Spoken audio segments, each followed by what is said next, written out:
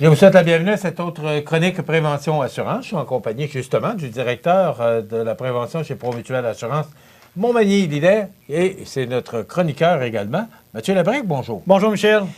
Mathieu, aujourd'hui, et c'est approprié, là, parce que la neige nous a un peu pris par surprise, on va parler de conduite hivernale. Oui. Important. Écoute, est-ce qu'on va faire 7-8 chroniques là-dessus? On pourrait. Oui. On pourrait. Parce que c'est pas le matériel qui manque, parce que c'est pas le matériel. il y a beaucoup de prévention à faire dans la conduite hivernale. On pense pas nécessairement qu'il y a des particularités dans notre conduite hivernale, peut-être autant qu'on va présenter aujourd'hui. Conduite hivernale, bien justement, on s'est fait surprendre un peu par la tempête là, de la semaine dernière. On a eu des très belles températures. On est tombé en hiver. Écoute, la semaine précédente, il faisait 21. C'est ça. Là, la semaine suivante, on a quoi, tout près d'un pied de neige? Oui, environ. Conditions climatiques. Il y a beaucoup de monde qui n'avait pas leurs pneus d'hiver. Tout à fait. Est-ce qu'on peut comprendre qu'aux alentours de, je ne sais pas moi, 17-18 novembre, je ne sais pas quelle date, là, qu'on a un pied de neige et qu'il y a encore des gens qui se promènent avec des pneus d'été? Tout à fait. Je pense que les températures nous ont peut-être amené à retarder cet événement-là, la pose de nos pneus d'hiver. Ce qui a amené des problématiques, comme on a vu là, justement la semaine dernière, là, suite à la tempête. On ne s'attendait pas nécessairement à avoir autant de neige que ça, de la neige, des vents. Il a fallu adapter notre conduite aux conditions. Puis adapter notre conduite, c'est un des points justement importants de prévention en conduite hivernale. Il faut adapter notre conduite aux conditions climatiques. Donc, la neige, la pluie, le verglas, le vent, la visibilité. Encore là, si on n'adapte pas notre conduite, c'est là qu'on risque d'avoir des problèmes ou de causer des problèmes.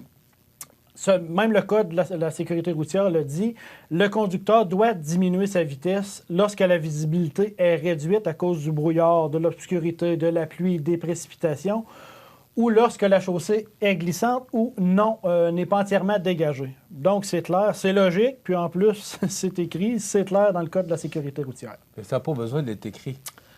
C'est logique. Ça devient comme ça devrait être réflexe. Ça devrait être un réflexe. Tout à fait. On ralentit parce que, bon, je voyais très près de chez moi, là, une rue qui était complètement sur la glace. Là. Oui. Et quelques heures après la tombée de la neige, on a déblayé. Là, oui. Mais il restait une glace là, parce qu'il y a eu du temps froid. Écoute, c'était la belle glace. Là, oui. Et l'expression qu'on disait dans le temps, une belle glace bleue. C'est ce que je m'en allais pour dire, une belle glace bleue. Arrivé au coin de rue pour faire l'arrêt, bien, ça n'arrête pas comme on veut. Non. Là. Non. Alors, qu'est-ce qui arrive dans ce temps-là? Des collisions, effectivement. Alors, si on ne freine pas un peu d'avance ou qu'on ne ralentit pas notre vitesse, bien, on risque de passer tout droit et il y a une voiture qui peut s'en venir des deux côtés. Tout à fait, qui a la même problématique que nous. Là.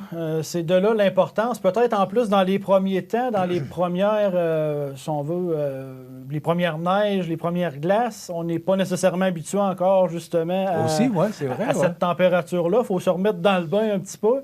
Donc, prendre plus de précautions au niveau du système de freinage, l'accélération, essayer de se repositionner un petit peu, de reprendre cette expérience-là un petit peu là, pour faciliter et rendre sécuritaire notre conduite. Avant la saison hivernale, par exemple, ça serait important aussi d'effectuer une mise au point de notre véhicule, justement, en faisant poser nos pneus d'hiver. Point important à vérifier, vraiment l'entièreté du véhicule. Plus spécifiquement, les essuie-glaces, qui soient bien fonctionnels pour assurer une bonne visibilité. Au niveau de notre lave-glace aussi, d'avoir un lave-glace qui est approprié pour la saison. Donc, on a notre lave-glace d'été qui pourrait geler justement dans notre récipient. Donc, s'assurer d'avoir un lave-glace, justement, je pense jusqu'à moins 40, moins 45, au niveau de la température. Système de chauffage, dégivrage, s'assurer que ça soit bien fonctionnel. Au niveau de tous les liquides, les changements d'huile, système électrique, système d'allumage, les feux, le klaxon, feu de signalisation, justement, en m'en venant. J'avais un véhicule en avant de moi qui avait une lumière de brûlant en arrière. Autant son clignotant. Donc, à ce moment-là, justement, il a freiné pour tourner, mais on n'était pas... Ouais, mais ça, il y a un problème là-dessus. Ouais. Et c'est là, on faisait une chronique automobile cette semaine, puis on parlait justement de l'importance de faire vérifier son véhicule en 160 points. Là. Oui. Et c'est important. Et tu mentionnes ça parce qu'on ne le voit pas. Non. On ne le sait pas. Si quelqu'un ne nous le dit pas ou si on ne va pas faire vérifier notre voiture une fois de temps en temps, il n'y a personne qui va nous dire que la lumière est brûlée. rouge ou le clignotant derrière ou un phare en avant ne fonctionne pas. Il n'y a personne qui va nous le dire. Non. De là l'importance, justement. On le voit, là. Oui. Moi, je te rencontre et je vois que tu as un phare à gauche qui ne fonctionne pas. Je vais t'appeler, je vais te dire, hey Mathieu, tu as une lumière qui ne fonctionne pas.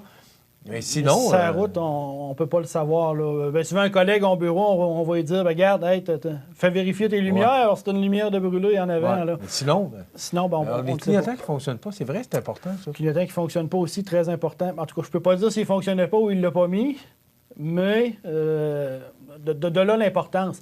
En plus de le mettre, ça va justement avertir les conducteurs qui sont à l'arrière, justement, qui pourraient avoir de la difficulté à freiner aussi. Donc, encore là, il faut garder ces bonnes habitudes-là puis s'assurer que nos systèmes soient fonctionnels. Pour éviter aussi les mauvaises surprises l'hiver, il faut s'assurer d'avoir une bonne trousse, justement, dans notre véhicule. On peut parler de balais à neige, de grattoirs, de lave-glace appropriés, de pelles, de les laisser dans notre véhicule aussi, s'assurer qu'ils soient disponibles en tout temps. Avant de prendre la route, on s'assure de bien déglacer et déneiger notre véhicule. On s'assure aussi... on va en revenir un petit peu plus tard, là, mais... on en voit de toutes sortes. Moi, j'ai vu ça de neige sur le véhicule, là. Il a juste déblayé les fenêtres, juste pour dire que... Tout à fait. Tout à fait. Bien, un petit point un petit peu plus loin que je voulais parler, c'est que circuler dans un igloo, c'est dangereux puis c'est interdit. On en voit parfois des igloos, justement, on passe un coup de balai dans la fenêtre en avant, mais finalement, ça ressemble à un igloo sur la route. Très dangereux, en fin de compte, pour notre visibilité du conducteur. Puis il faut penser que cette neige-là, cette glace-là, ce verglas-là, souvent qu'il y a sur notre véhicule, bien, en roulant, il risque de... Bien, pas il risque, il va partir, peut arriver dans le véhicule en arrière, dans le pare-brise du véhicule en arrière, justement, il n'aura plus de visibilité. Souvent, ça va être de la glace, des épisodes de verglas où est-ce que notre glace est difficile à enlever sur le véhicule. Là, c'est vraiment des plaques de glace qui se détachent de notre véhicule. Donc, à ce moment-là, il faut vraiment prendre le temps de bien déneiger, déglacer. Puis, s'il y a un agent de la paix qui vous voit dans votre igloo, pas probablement, il va vous arrêter. J'espère. Il va vous arrêter. Ouais. Vous risquez d'avoir une contravention. Puis, il va vous obliger à le déneiger avant de repartir. Donc, on est mieux de prendre la précaution avant, puis de s'assurer de bien faire les choses. Oui, il peut y avoir une contravention, il pourrait y avoir des accidents, des incidents graves, justement, à cause qu'on a mal déblayé notre véhicule. On s'assure aussi, comme je le disais, là, d'entrée de jeu, de diminuer la vitesse, de garder une distance qui est sécuritaire, qui va être plus grande qu'en été par rapport aux autres véhicules. On se méfie de la glace noire, comme tu disais, Michel, tantôt. Même cette semaine, j'ai vu, en arrivant sur le pont Rivard, qui est en s'en allant vers le camping, une belle journée ensoleillée comme aujourd'hui. Par contre, sur le pont, on voyait justement là, une belle glace. Là. On voyait vraiment l'asphalte reluire. Donc, à ce moment-là, peut-être ça va être juste certaines parties d'asphalte qui vont être en glace noire. Donc, de là à prendre les précautions requises. On allume aussi toujours nos feux de position, feux de croisement, lorsque le temps va être plus sombre. Ce qu'on peut faire de plus simple aussi, c'est de reporter nos déplacements si jamais les conditions routières sont mauvaises ou qui nous annoncent du mauvais temps. On peut vérifier facilement, sur Québec 511, par exemple, l'état du réseau routier. On peut consulter justement nos médias justement pour prendre l'information ou un site web, par exemple, comme Météo Média Environnement Canada, pour connaître là, justement la température prochaine, justement. Donc, encore là, très important aussi ce point-là. Au niveau du monoxyde de carbone, là, je parle du monoxyde de carbone, normalement, c'est plus avec mes appareils de chauffage. Notre véhicule automobile aussi va émettre du monoxyde de carbone. Pourquoi j'en parle? C'est que si on est pris jamais dans une tempête, on est immobilisé pendant une longue période, il faut s'assurer vraiment de dégager notre système d'échappement pour que les gaz, le monoxyde de carbone, justement, se dissipent dans l'air. Il pourrait arriver des événements justement malheureux que le monoxyde de carbone s'infiltre dans le véhicule puis vienne nous intoxiquer. Même chose pour ceux qui ont des garages attachés à la maison, où est-ce qu'il y aurait une porte qui pourrait relier justement à la maison. On oublie notre véhicule justement dans le garage où on accroche le démarreur à distance. Ce monoxyde de carbone-là, justement, peut venir nous intoxiquer, autant que si ça serait un appareil de chauffage au bois ou à l'huile. C'est la même chose. Encore là, on se rappelle, monoxyde de carbone, gaz incolore, inodore. La seule manière de le détecter, c'est avec un avertisseur. Donc, si on a un garage intérieur attaché à notre résidence, important d'avoir un détecteur de monoxyde de carbone, justement, pour nous avertir le cas échéant. Donc, très important aussi. Au niveau des routes glissantes, encore là, adapter notre conduite. Ici, bien, dans notre région, bon, on peut être à Montmagny et avoir que les routes soient adéquates. On va monter, par exemple, là, plus dans le coin de Saint-Fabien, Saint-Just, Saint-Pamphile. Là, les routes peuvent être plus glacées, peuvent être plus enneigées. Des fois, on a des écarts de température. Des côtes en plus, là. Des côtes en plus. Donc, s'assurer d'adapter notre conduite au lieu où est-ce qu'on va se trouver, justement pour aux précipitations, au vent, l'entretien des routes. Donc, s'assurer vraiment d'adapter en tout temps notre conduite. Pensez aux autres. Souvent, nous, on peut adapter des bonnes pratiques de conduite. Par contre, les autres, ben, on subit un peu leur comportement. Si on voit, par exemple, des véhicules qui roulent trop vite, qui veulent nous dépasser ou que leur conduite n'est pas adéquate, on s'assure de prendre plus de distance, justement par rapport à ces véhicules-là, justement parce que c'est l'autre véhicule qui pourrait être un risque pour nous. Donc, s'assurer d'adapter notre conduite aux autres véhicules aussi.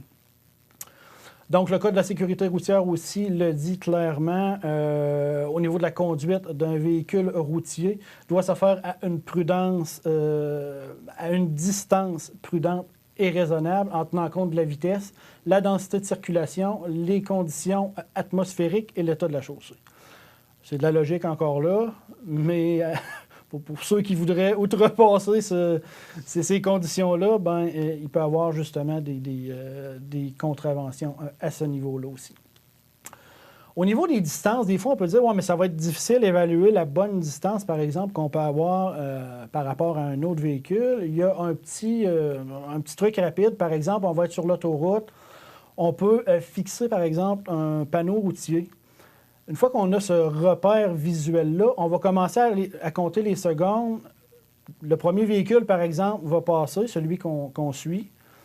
Nous, aussitôt que ce véhicule-là, le premier véhicule, a passé, par exemple, notre panneau routier, on va commencer à compter les secondes. 1, 2, 3. À ce moment-là, on compte nos secondes. On arrête de les compter quand on arrive, nous, à ce panneau routier-là, par exemple, ce repère visuel-là. Puis, il faut avoir au moins 3 secondes. Donc, notre premier véhicule passe. Nous, il faut avoir au moins 3 secondes avant d'arriver à ce repère visuel-là. Ça vient nous donner une idée, là. Une idée de la distance. Si on arrive à 2 secondes ou à 1 seconde, là, on suit vraiment trop proche notre véhicule. Encore là, on va adapter cette distance-là par rapport aux conditions météo. Donc, on parle d'au moins 3 secondes, justement. Pas long, 3 secondes, par exemple? C'est pas long. Sur l'autoroute, ça peut aller vite. Justement, sur les... On disait l'espace d'un véhicule entre les deux véhicules. Ben c'est ça. Là, à ce moment-là, si on compte nos secondes, c'est vraiment qu'on est vraiment trop proche. Mais encore là, il faut l'adapter. Par exemple, si on est en ville, la circulation est moins rapide. La chaussée est bien déneigée, pas de précipitation. À ce moment-là, on peut ajuster notre distance. Par contre, conditions hivernales, mais justement, on s'assure d'en garder plus que moins. Concentration sur la route, pour terminer. On sait que les distractions au volant, on en a parlé dans les chroniques précédentes, c'est la cause la plus grande d'accidents.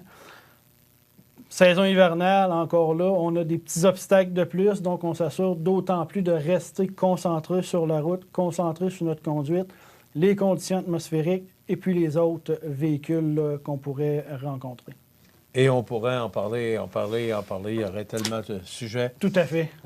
Mais ce qui est important, c'est de penser que c'est pas l'hiver officiellement, c'est le 21 décembre, ouais. Là, mais que depuis le 15 novembre, la première neige là, est tombée. Alors là, maintenant, il faut adopter notre conduite. Il faut vivre en conséquence. Puis ce soit, on en a parlé dans une autre chronique, oui. Pour le chauffage ou toutes ces mesures-là s'appliquent. Tout à fait. Pour le temps qu'on passe cette saison froide. Tout à fait. Merci beaucoup, Mathieu. Mathieu Labrec, qui est directeur de la prévention chez Promutuelle Assurance Montmagny-Lillet, qui vous a présenté cette chronique. On se retrouve dans 2 semaines. Merci, Michel. Voilà, ça complète.